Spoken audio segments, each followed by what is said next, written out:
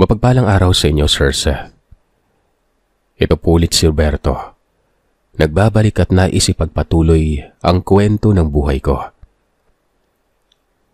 Bago natin simulan ang kwento, inaanyayahan ko po ang inyong mga tagapakinig na pakinggan muna ang kwentong na ipadala ko na sa inyo na pinamagatan yung ano ang laman ng mga garapon. Malaki kasi ang koneksyon ng ibabahagi ko ngayon sa pangyayari noon. Bilang pagbabalik tanaw, nasawi ang Kuya Manuel at Tia Socorro. Doon din sila nilibing sa maliit na sementeryo sa likod ng bahay. Walang nangyaring lamay, kami-kami lamang pamilya. Siguro ay iniingatan ng pamilya namin ang malaman ng ibang tao kung anong naganap na mga panahong yon. Siyempre, magtatanong talaga kung anong ikinamatay. Napakahirap namang isipin na kumbate ng barang sa barang ang dahilan, di ba? Maniniwala kaya sila nun? Kung ang idadahilan naman ng iba ay maaaring magkaroon din ng haka-haka. Dahil ang labi ni Kuya Manuel, isa-isang naglalabasan sa katawan niya ang mga patay na sapat o insekto.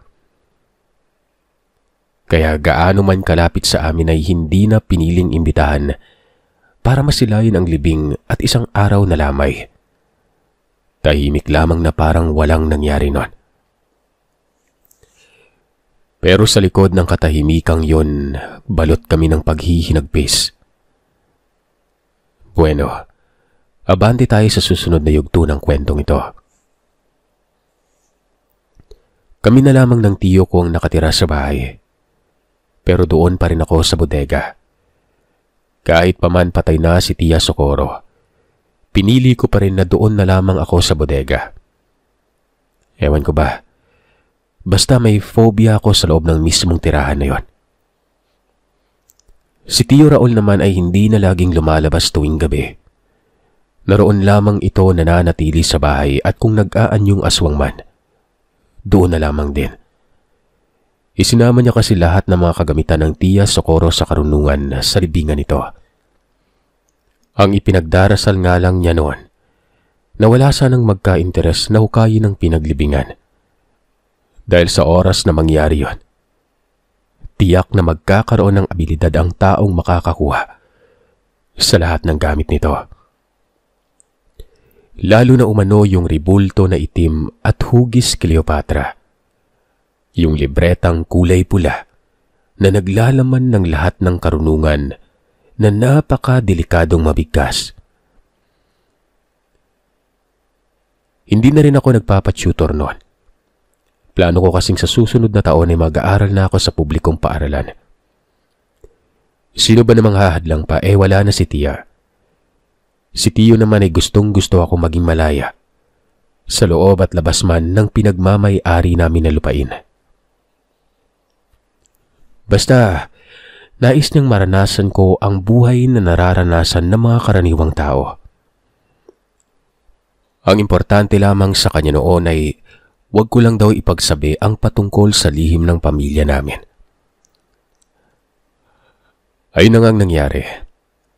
Nakakagala na ako pero wala akong hilig makipagkaibigan. Para bang iniisip ko na iba ako sa normal na kabataan. Walang muwang ang mga ito na ang kababalagan palang ikinikwento sa kanila at ginagawang panakot ay totoong umiiral. Hindi ako makatitig noon ng mata sa mata sa mga taong nakakasalamuha ko sa bayan. Aakalain mong taga-ibang isla ko, samantalang doon din naman ako nakatira. Pero lahat ng mga nakakakilala sa akin, lalo na sa pamilya namin ay kapag napapadaan ako, kapansin-pansin ang pagkatakot. Minsan ay nakikita ko pang nagbubulungan at ilang saglit lang magpupulasan ng mga yon. Hindi naman tumatakbo. Yung tipong maghihiwalay-hiwalay lang at lalayo lang sa lugar. Ginagawa ko ang paggala noon tuwing hapon lang para hindi mainit. Para bang nasanay na akong laging nakalublob sa bahay namin at kapag tinatamaan ako ng araw, Sobrang sakit sa aking balat. Iniisip ko nga noon na baka aswang ako eh. Di ba ganun ang aswang? Takot sa liwanag. Yun din ang sabi sa akin ng tiyo. Para daw mas sensitibo ang balat ng nilalang kapag nasisikatan ng araw sa anyong aswang. Hanggang sa naglaon, napapansin kong tila problemado si tiyo noon. Aminado akong dumaan sa matinding kalungkutan ng tiyo pero nakaahon naman ito kaagad. Pero makalipas ng isang buwan, bumagsak ulit yung mukha nito at tila ba hindi mapakali. Dahil sa abnormal na kinikilos niyang yon ay pinili kong kausapin siya. Animoy malaking tao na ako noon kung magsalita. Tiyo, kamusta ka? Parang may problema ka. Itong mga nagdaang araw, hindi mo ako pinapansin. Tsaka ang pangit na mukha niyo lagi, tiyo. Wala to. Problema ko lang to. Huwag mo nang isipin. Malulutas din to. Ano ka ba? Kung ako sa'yo, gagala ako ng gagala dahil wala na yung tiya mo. Wala magagalit. Sagot niya nun. Kasalukuyan kami noong nasa hardin sa tapat mismo ng punong makopa. Nakapagtatakang wala ng sapat o insekto ang mga puno ng prutas sa paligid nun. At kung meron man ay hindi na ito yung perwisyo. Mga paro-paro na lamang kasi. Naiisip ko tuloy noon na baka pati ang mga sapat sa labas ng bahay, alaga ng tiyahin. Hindi ko naman yun tinatanong gawa ng parang halata naman. Tiyo, tayo na lang dalawa. Kung ano mang problema yan, sabihin niya sa akin. Malay nyo, may maitutulong pala ako. Dito ay saglit akong napatulala nang may sinabi sa akin ng tiyo. May dumating ditong binata. Kaanak yun ang napatay ng tiya Socorro mo. Galit na galit siya, Roberto. Hindi pa daw tapos ang laban. Sinabi ko naman sa kanya na wala nang laban pang nangyayari. Patay na yung mambabarang dito. Ang natira na lang katiwala. Pinagpalagay ko ang sarili kong katiwala para walang gawin sa atin pero sabi niya, wala daw katiwala ang tiya Socorro mo. Alam daw nila lahat ang patungkol sa akin. Umalis siya. At alam ko sa sarili ko, may mangyayaring hindi maganda sa susunod lang na araw. Paglilinaw ng tiyo nun. Napatanong naman ako sa kanya kung paano nagkakaganon napatay na ang mambabarang na nakabangayan namin nun. Akala ko pa'y nagwakas na ang lamat matapos nun. Ang sabi naman ni tiyo, yun din ang akala niya. Dahil nababase lamang din siya sa sinasabi ng tiya ko nun bago ito malagutan ng hininga. Nakalimutan ng tiya na may kaanak ang mga mambabarang na kalaban. Paano naman pululutasin ito, tiyo? Wala naman kayong kakayanan sa barang. Tanong ko nun. Ang sagot naman ng tiyo Raul, hahanapan niya umano ng paraan basta lang mairesolba ang problema. Kaagad pumasok sa isip ko noon na pupuntahan ng tiyo ang kinaroroonan ng napatay na mga mambabarang. Marahil ay kakausapin niya ang mga ito. Hindi na ako nagsalita pa noon hanggang doon lamang kasi ang nalalaman ko.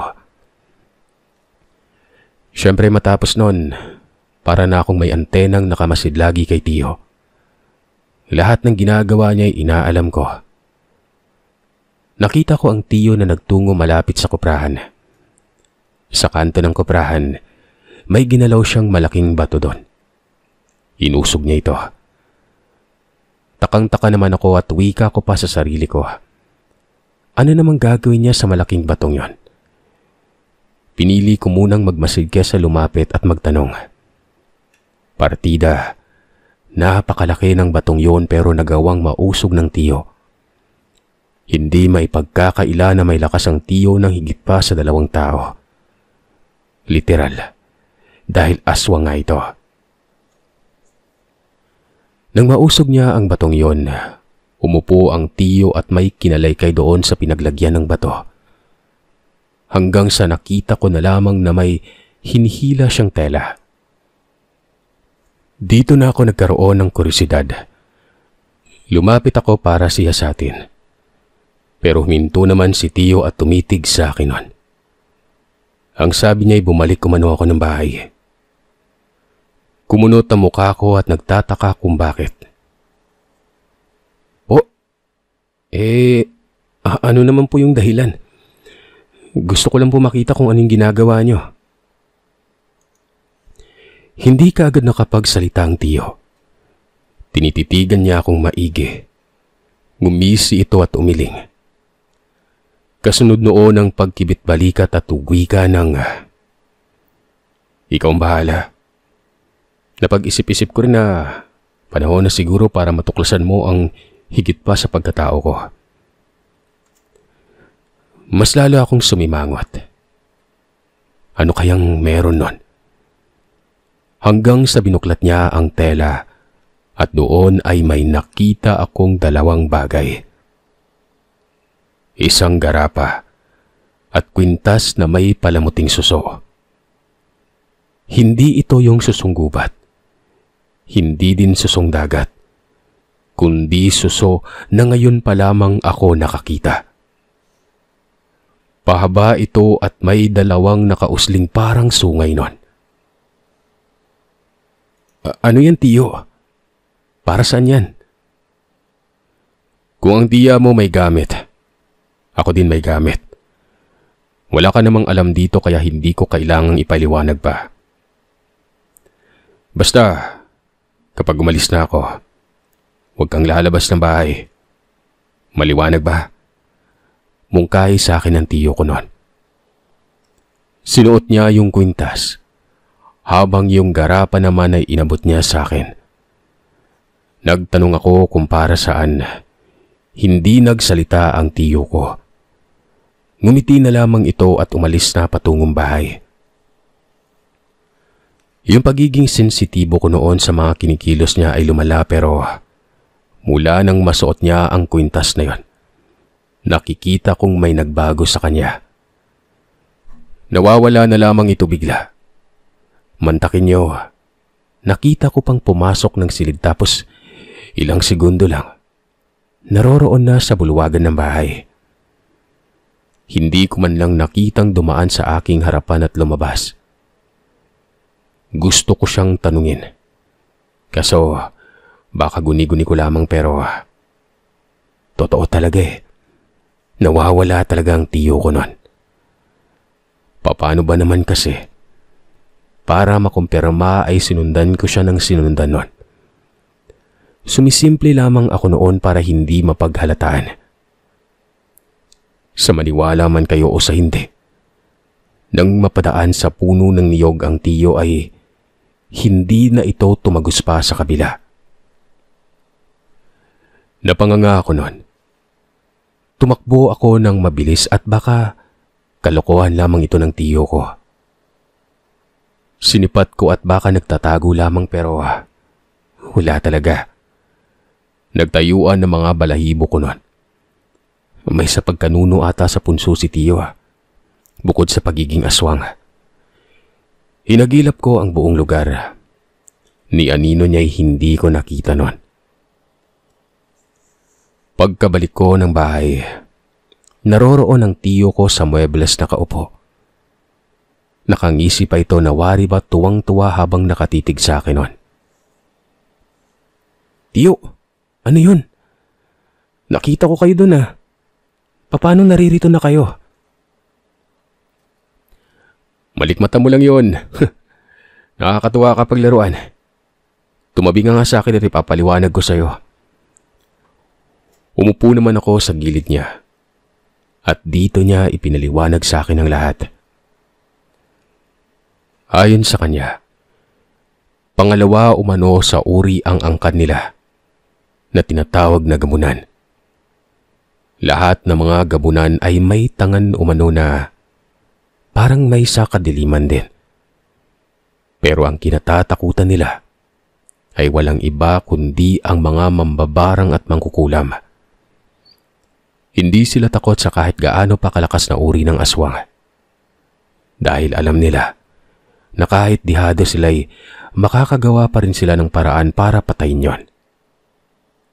Pero ang mga may karunungang itim, turo pa lang ng daliri, tirik na kaagad ang mga mata nila. Buhat ng ang mga may karunungang itim umano. Yun ang lumikas sa kanila. Kaya nga daw hindi nila magawang makatanggi sa kung anong ipapagawa sa kanila ng mga ganon. Sadya nga lang niyang nagagawa yun kay tiya dahil alam niya na kaya siyang tanggihan ng tiyahin. Mahal kasi siya nito at hindi siya papatayin. Para maging malinaw sa inyo, may iba't ibang uri umano ng gabunan. Pero hanggang 3 lamang. Ikalawang uri ang meron sa angkan nila tiyo. Ang unang uri umano ay parang taong lobo. Mabangis, malaki, napakalakas. Ang pagkakaiba nila mula sa unang uri ay ang pagkain. Dahil ang ikalawa at ang ikatlong uri, kayang kumain ng pagkain ng normal na tao. Pero ang una, hindi. Literal na laman o karne ng hayop. O hindi naman kaya, karne ng tao. Ang nagpapahaba ng buhay ng ikalawang uri ay ang karne ng tao pero hindi yun ginawa ni tiyo.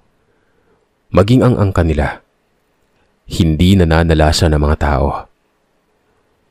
Bagkos ay piniling maging normal, base na rin sa balanse ng buhay na katulad ng mortal. Ang kwintas naman niya ay galing sa kanyang ama. Nagbibigay ito ng abilidad na kayang maglakbay na para lang hangin.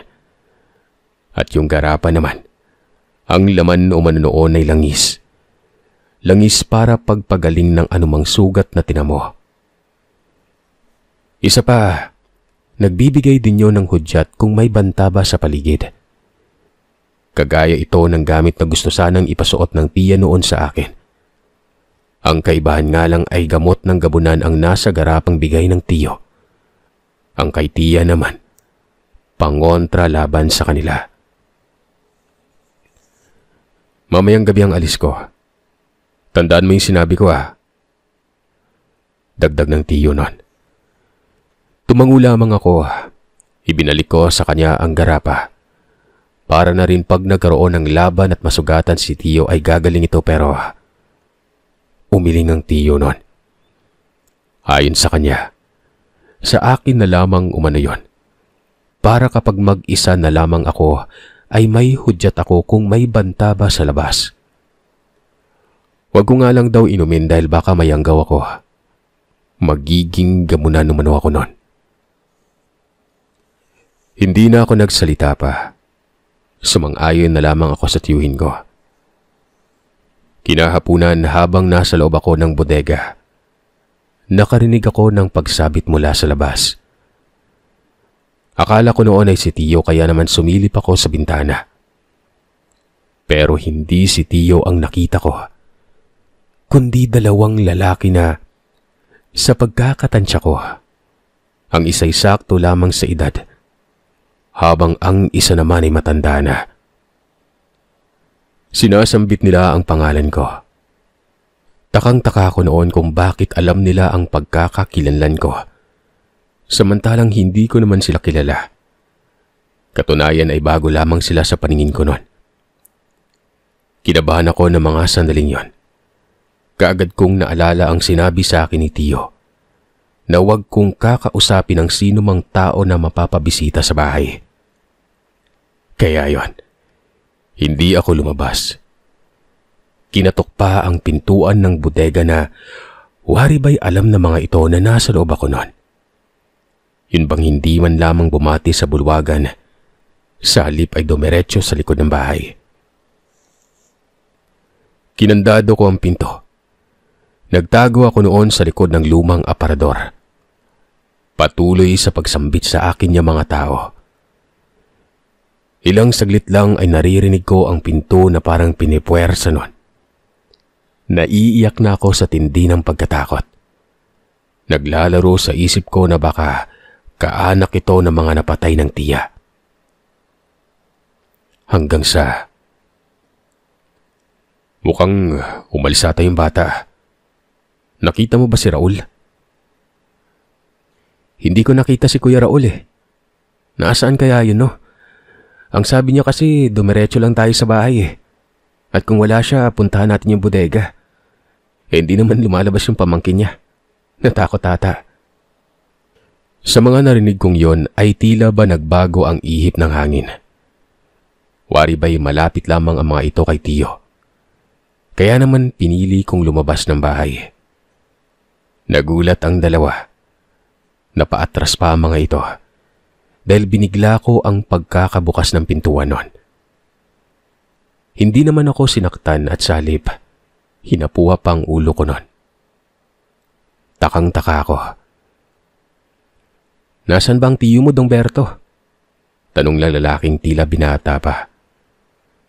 Sandali po. Sino po ba kayo? Ba't kilala niyo ako? Kapatid ako ni Kuya Raul. Pinuntahan niya kami kahapon. Magpapatulong daw. Palagi kitang nakikita. Hindi mo nga lang ako nakikita. Ako si Ed. Eto naman, tawagin mo na lang na Ka-Franco. Kamag-anak namin siya. Naguguluhan ako noon. Wala namang sinabi sa akin si Tiyo patungkol sa kung may kapatid siya. At kaagad ko ding naisip na ang mga taong dumating, maaaring kalahi niya. Hindi ko lubos mapagtanto na pinuntahan pala ni Tiyo ang kanyang kaanak. Marahil ay gusto nitong may kasama mamayang gabi sa pag-alis nila. Ilang sandali pa, dumating na ang tiyuhin. Doon ito nagmumula sa manggahan. Nakangisi ito at kinikindatan pa ako nun. Kanina pa kami dito ah. Itong pamangkin mo natakot siguro. Hindi mo ba pinaalam sa kanya? Nakalimutan ko. Masyado lang akong naging abala. Roberto, kapatid ko siya. At ito naman, amain namin. Siya yung nagpalaki sa amin nung namatay ang mga magulang namin. Kaloko ka naman, Tiyo. Dapat pinaalam mo. Teka, naihiyata ako sa salawal. Takot na takot ako eh. Kala ko papatayin ako, kaya hindi ako lumabas.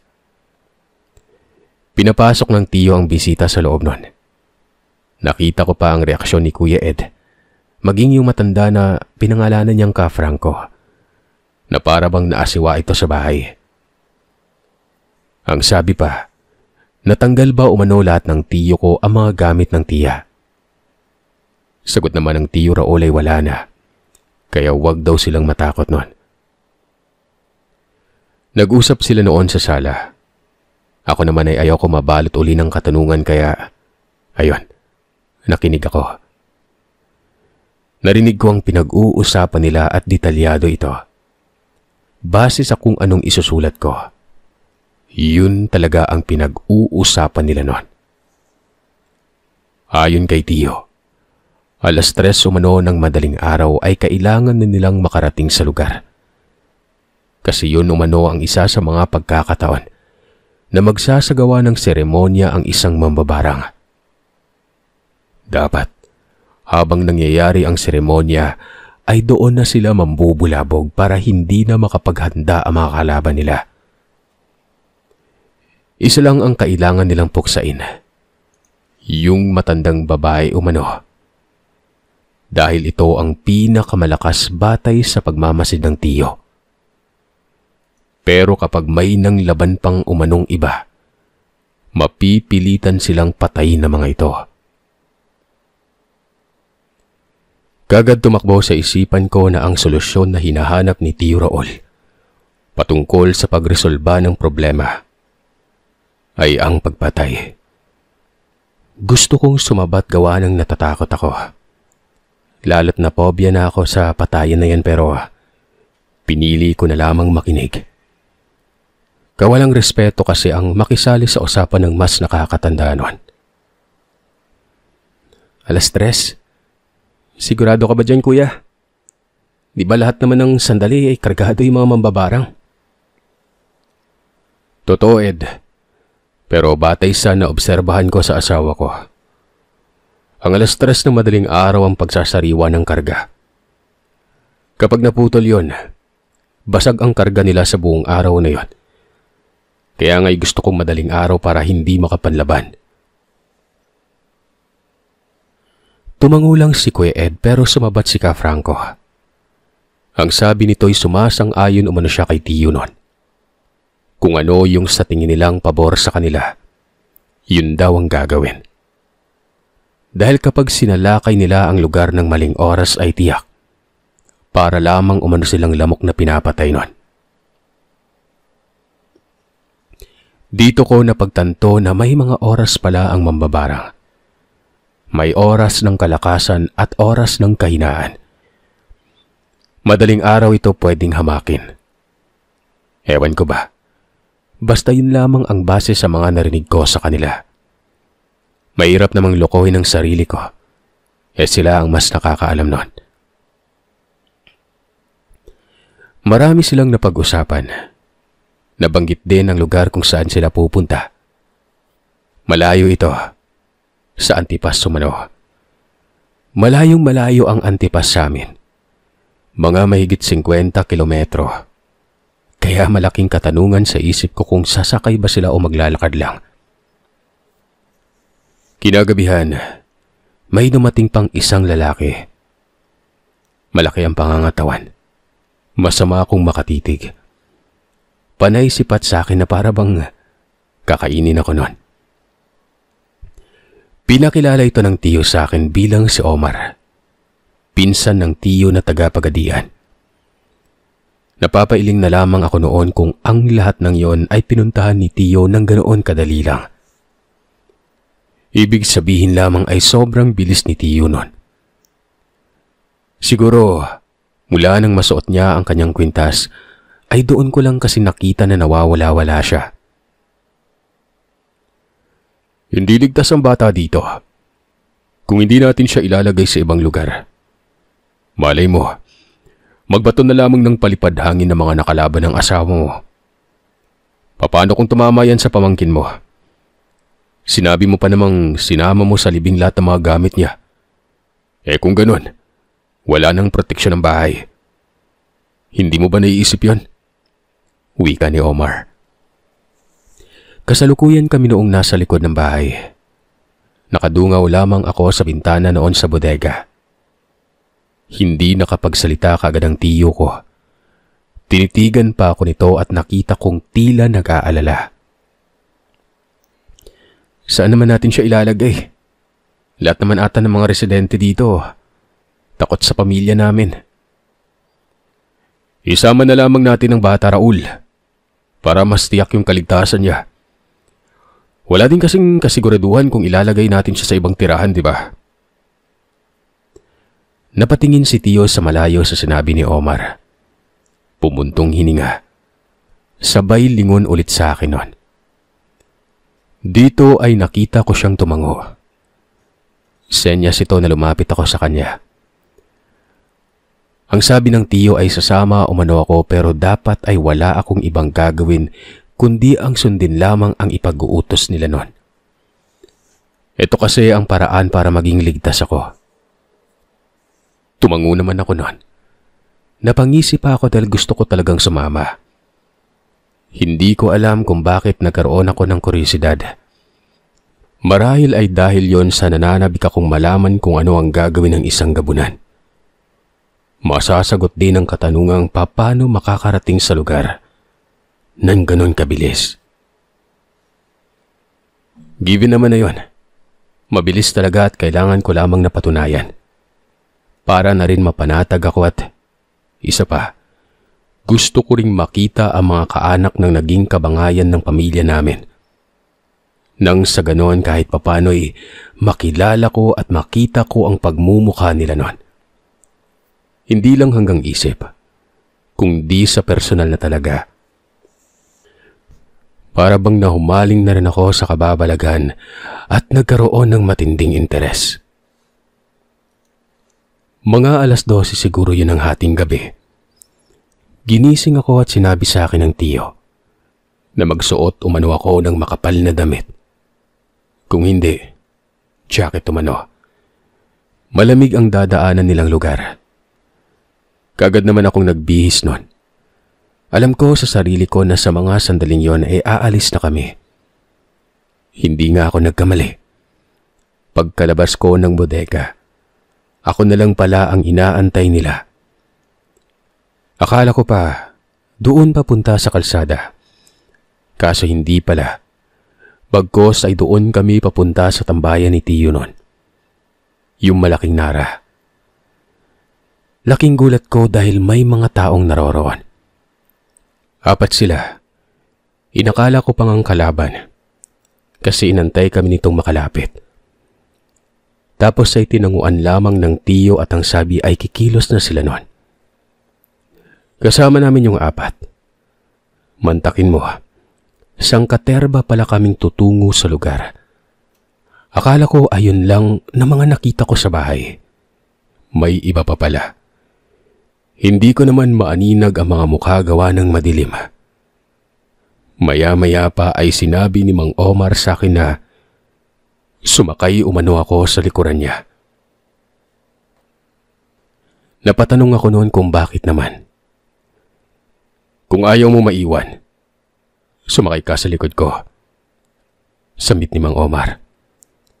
Tumingin ako kay Tiyo noon. Nakangisi lamang siya habang nakatitig sa akin. Umupo naman itong si Mang Omar at yung para akong maliit na batang umakba sa likuran niya. Matapos lang makasakay sa malaking mamang yon, parang nagdilim ang paningin ko. Napakabilis tumakbo.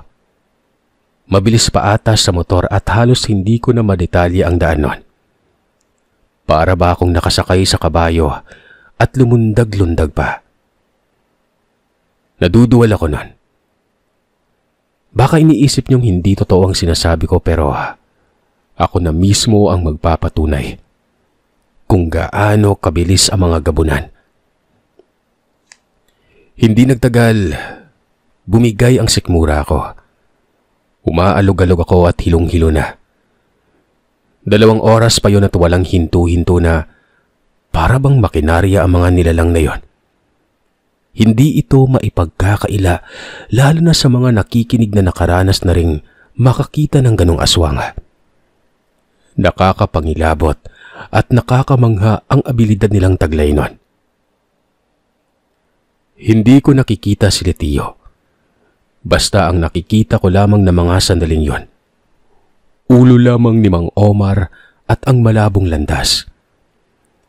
Pagkahinto pa niya, naroon na sa gilid ko kaagad ang mga kasama. Hindi ko man lamang nakitang humangos sa mga yon. Mantakin mo, Sir Sat. Ilang oras na takbuhan yon. Anong klaseng mga impakto ang mga nilalang na yon? Tingin ko pa nga ay ako pa ang napagod kesa sa kanila. Lupaypay ang katawan ko na wari ba'y binugbog ng todo nun. Yung buhok ko'y nagtayuan, naninigas na parang nilagyan ng gel. Nakarating na kami sa lugar. Ito ang sabi ng Tiyo. Ayos ka lang ba, Roberto? Wala bang masama sa pakiramdam mo't parang namumutla ka ata? Wala naman pong masama. Pwede po bang bumaba? Ngawit na kasi ako. Binaba naman ako noon ni Mang Omar. Pero sinabi niyang huwag akong lalayo sa kanya. Si Omar na umano ang bahala sa akin doon. Sa puntong yun ay nasa gubat kami. Sa pagkakalarawan at pagkakatanda ko ay gubat yon. Ang unahan ay malawak na taniman. Magkakahanay ang mga saging na yon na wari ba'y plantasyon. May mga sako pang nakasabit na tila nakabalot yon sa bulig ng saging. Napapaisip ako nun at labis-labis na namangha. Bukod sa mabilis kaming nakarating ay naalala ko yung kumbate ng barang kontra barang. Kung ganon kalayo ay talagang masasabi kong napaka makamandag pala talaga ng mga klase ng barang na yan. Kayang paglakbayin at pumatay ng tao sa malayo. Ang sabi ng tiyo, sa unahan umano ng sagingan ay may mga bahay. At dito nakatira ang pinunta nilang kaanak ng mga napatay ng tiya Socorro ko.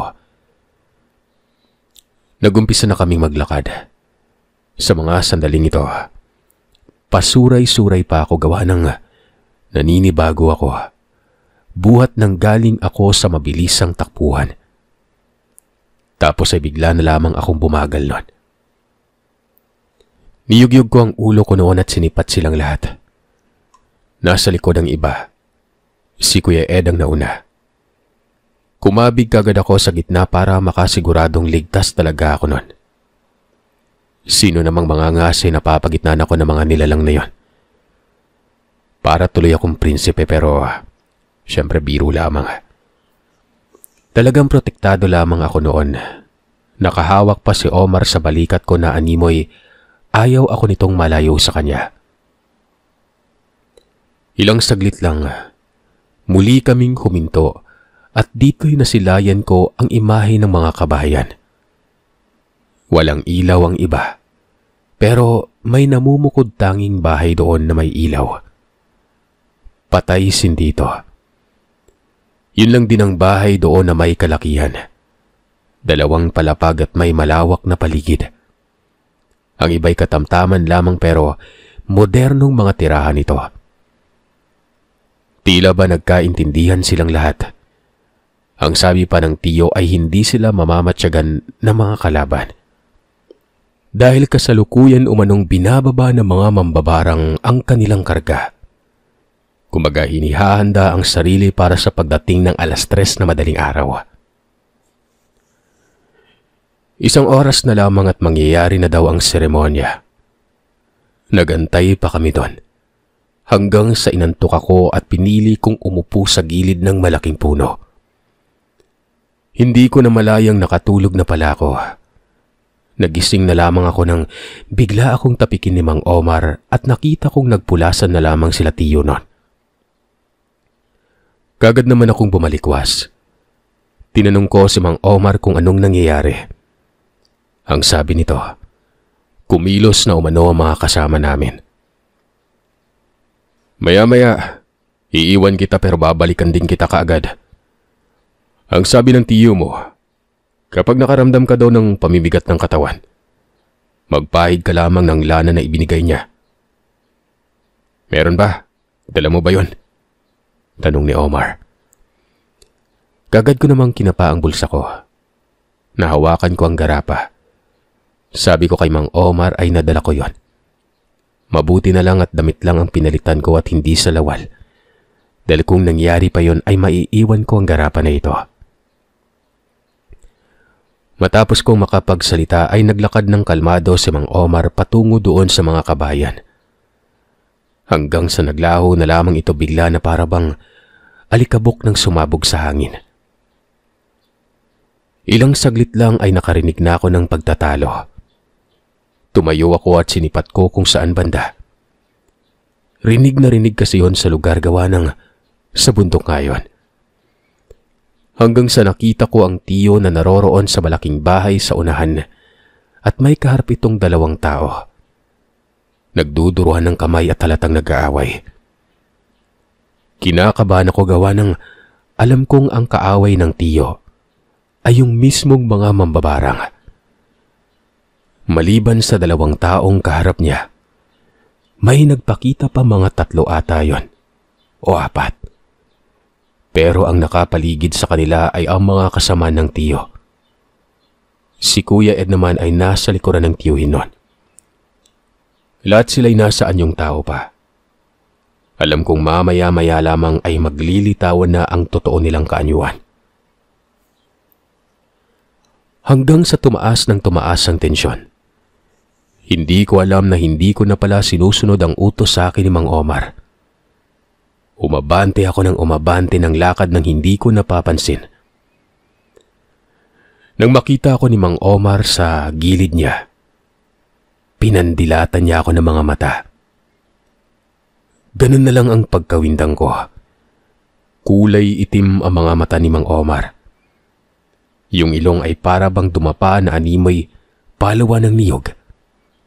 mukha na itong pusa.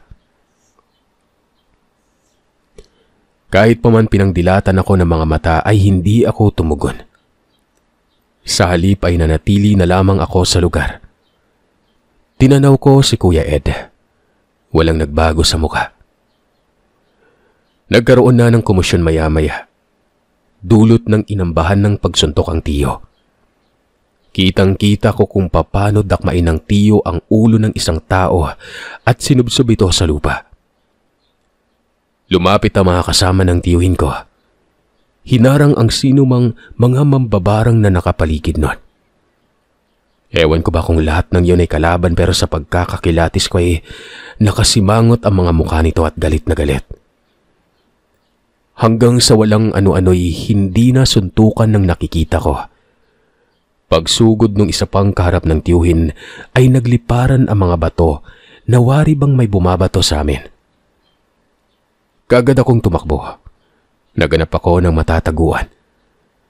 Ang lalaki pa naman ng mga bato, Sir Sat. Hindi ko nga nasundan ang sumunod na nangyari. Siniguro ko na lamang ang sarili ko na nasa mabuting kalagayan. Pagbalik ko ng tingin sa kinaroroonan ng tiyuhin, wala na sila doon. Nakikita kong naroroon na sila banda sa gilid ng bahay. Nagkatulakan at nagkahilan.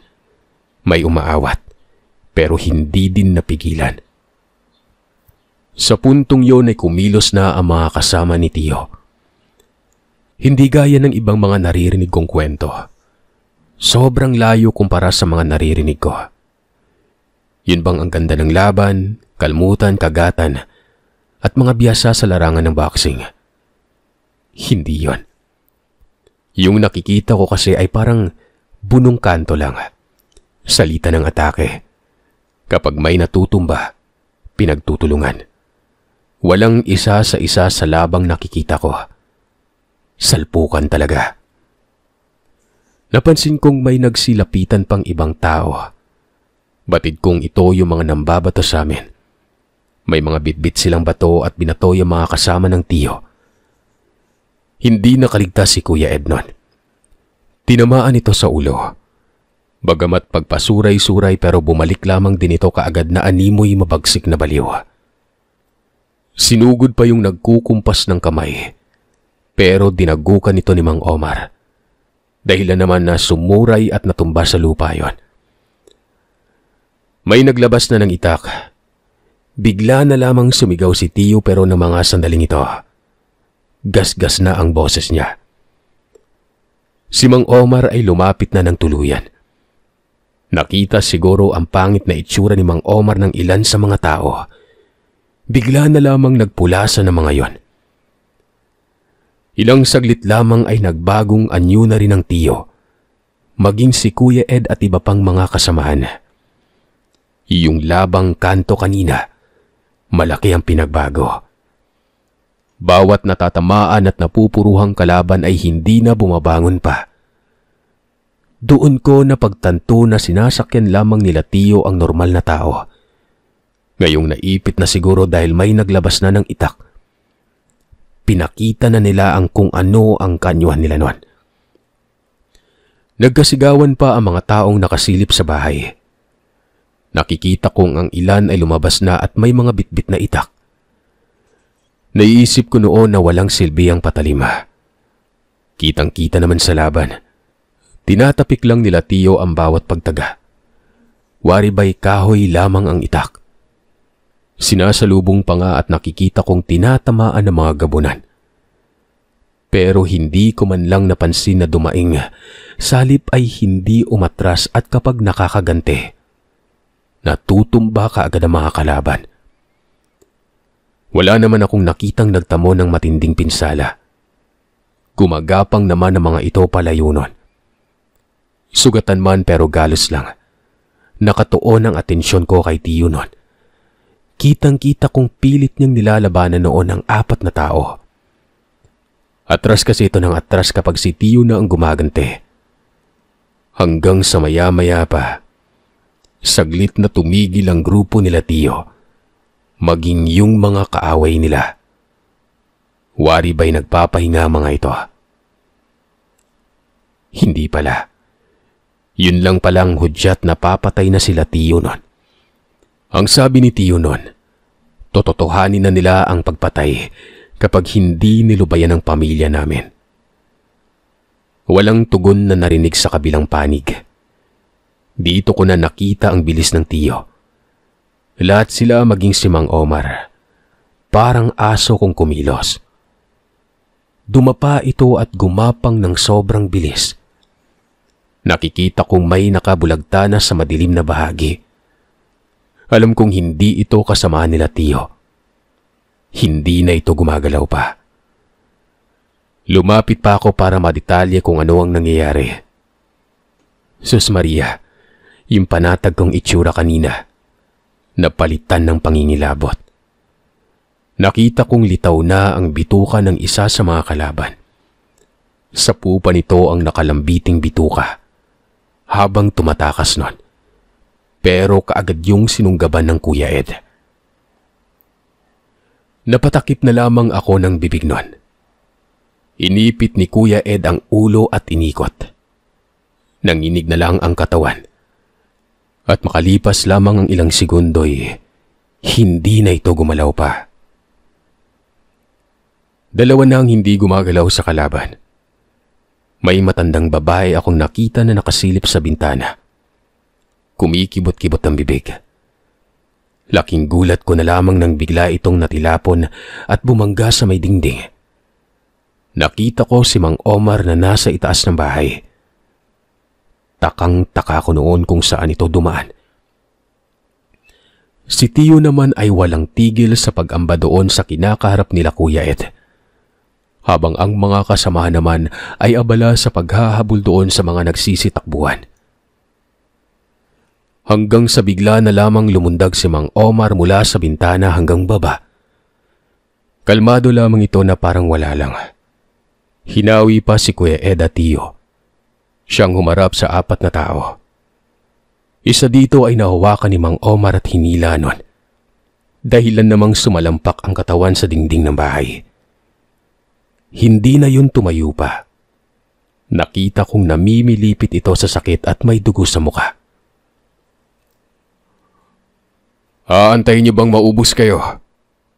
Aantayin niyo bang isagad namin ang abilidad namin? Kahit dihado na kayo, ang tatapang niyo pa. Wika ni Omar. Saglit pa itong tumingin kay Tiyo at sumenyas nun. Ang naiintindihan ko doon ay sugurin na lamang nila. At yun nga ang nakita ko. Matapos ang hudyat na yon ay para bang gumaan ang paa ni Tiyo. Lumundag at nadaganan ng isa. Dahilan namang nagtakbuhan ang dalawa pa sa takot nun. Akala ko'y papatay ni Tiyo yung nadaganan niya. Kaso ay sinakal lamang ito at kinausap. Paglapit ko, binata ito. Parang sing-edad lamang ni Kuya Ed. Yung mukha ni Tiyo ay gigil na gigil at pumangit lalo nun. Ipagpalagay na lang natin na walang katiwala sa bahay ni Socorro. Ipagpalagay na lang natin na asawa ko ni Socorro. Pero ang tanong ko, kilala niyo ba talaga ako ng lubusan? Kung makapunta ka sa amin para kang hari, at kung makapagsalita ka, parang minamaliit mo kami. Noon, hindi ako nakikialam. Pero ngayong dawit na ako, makikilala niyo na ako. Ulitin mo uli yung sinabi mo sa bahay. Magsalita ka. Wika ni Tiyo. Iyak ng iyak yung lalaki. Nagmamakaawa ito at humihingi ng pasensya. Hindi niya umano inaasahan na malakas na uri ng aswang pala ang asawa ng tiya ko. Ang buong akala niya siguro, pipitsyugin lamang si Tiyo. Binitawan ng Tiyo ang lalaki. Tumayo si Tiyo pero nag-iwan ito ng pagsipa sa muka. Yan sanang inisip niyo bago kayo magdesisyon. Ubusin ko kayong lahat. Paramihan ba ng angka ng gusto niyo? Baka putaktihin kayo ng mga gabunan dito. Ayaw na ayaw ko nang makita yung pagmumukha mo kahit saan. Omar, napatay mo na ba yung matanda? Tanong ni Tiyo kay Omar. Kaagad pumasok sa isip ko na ang tinutukoy ng tiyo ko walang iba kundi yung matandang babae na nasa itaas ng bahay. Tama ako ng hinala nun sapagkat yon ang naging tugon ni Mang Omar. Pinatay niya umano ang may malalim na karunungan sa kanila. Nasa itaas umano ito ng bahay. Hoy, kung gusto niyong mabuhay pa, huwag niyo nang pakialaman ng tahimik na buhay namin. Maliwanag ba? Tumango ang mga ito. Parang tutang nabahag. Ilang saglit lamang ay dumating na ang mga kasamahan ng tiyo. Pero sa mga sandaling ito, maayos na mukha. Doon ko din nasilayan ang mga mukha ng mga ito na malinaw. Kahit na hindi na aswang, pangit pa rin pala. Ang sabi ng isa, ang mga tumakas daw ay hindi na yun makapaglakad ng maayos. Hindi man nila pinatay pero binalian naman nila. Sibat na tayo dito. Yun lang namang matandang importanteng mapatay eh. Doon magmumula ang palipad hangin. Maaring tumama sa atin yon. Yun lang din yung sinasandalan nila. Nakakasiguro ka namang Omar no napatay na. O tara, wala nang magtatangka pa at kung meron man, hindi na rin delikado. Agad kaming umalis ng lugar. Ganun uli ang nangyari. Mabilis ang pag-uwi. At nang makarating kami sa bahay ay hindi ko man lang nakita si Tiyong nagpahinga. Kaswal lang. Doon lamang siya nagpahinga na hubarin niya ang suot niya. Si Kuya Ed, hindi na pinauwi ng tiyo sa bahay niya. Sa halip ay sinabi ng tiyo na doon na lang daw manirahan sina Kuya Ed at Ka-Franco sa amin. Malawak naman umano ang lupain at may mga mapagkakakitaan. Ipagkakatiwala umano ng tiyo ang manggahan kay Kuya Ed. Ayos lang naman umano sa pamilya nila Tia Soledad. May kaya kasi ang pamilya nila Tia noon. Ang importante ay naroroon umano ako. Matapos ang lahat ng yon, wala nang nagtangkapan na mambarang. Inaantay ni Tiyo noon kung may mangyayari matapos ng kaganapang pagpatay nila sa huling banggitang mambabarang. Pero wala naman. At ayon sa kanya, totoo ang kanyang hinala na yun lang talagang matanda ang sinasandalan nila noon. Isa na namang yugto ng buhay ko ang nabahagi ko. Pero hindi pa dito nagtatapos yon. Sa pagkakataong yon, ako na mismo ang nasa sentro ng kwento. Malalaman natin yan sa susunod na ipapadala ko sa inyo.